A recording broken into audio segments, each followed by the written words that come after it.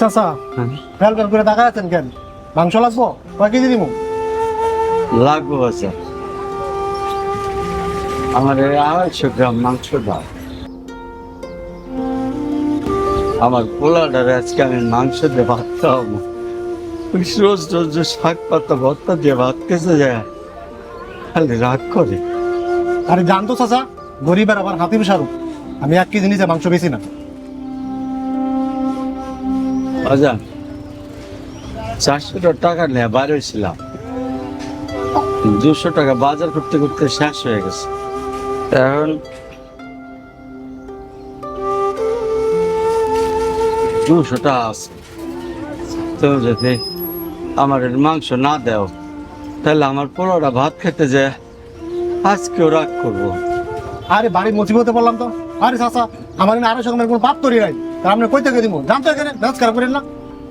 শোনো বাবা, তোমার একটা কথা কই, সারা মাস ওই শাক পাতা ভর্তা ভাত দিয়ে ভাত খেতে খেতে আমাকে পোলাপানেরও একটা সময় মাছ মাংস খেতে মনটা চায়, কিন্তু মাছের দোকানে গেলে আধা কেজি নিচে মাছ বেচে না, তেলের দোকানে গেলে আধা কেজি নিচে তেল বেচে না।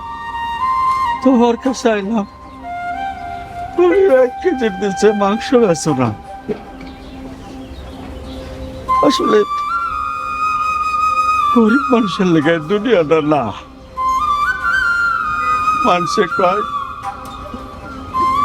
বাসায়রা মানুষ ভালো না,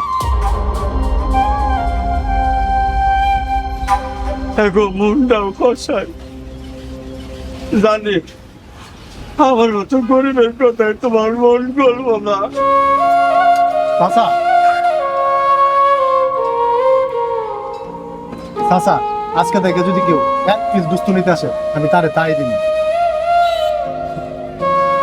চাচা, আমাকে মন আছে 1 কেজি দিতেছে, 1 কেজি লয়ে যান। না না না না বাজান দাও, 1 কেজি কেন, এত মাংস কেন?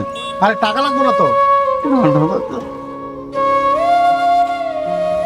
আমার তুমি 250 গ্রাম মাংস দাও।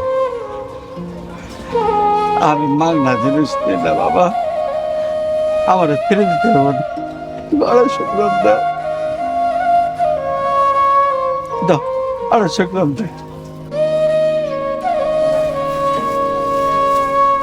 250 গ্রাম নিচ্ছি।